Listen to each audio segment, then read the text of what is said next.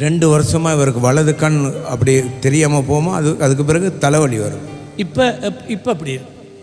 இப்போ அப்படிதான் இருக்கு. வலது கண் தெரியுதில்லை. மங்களம். இயேசுவின் நாமத்திலே மனதுருக்கம், உம்முடைய மனதுருக்கம் இந்த மகனுக்கு அற்புதத்தை செய்வதாக.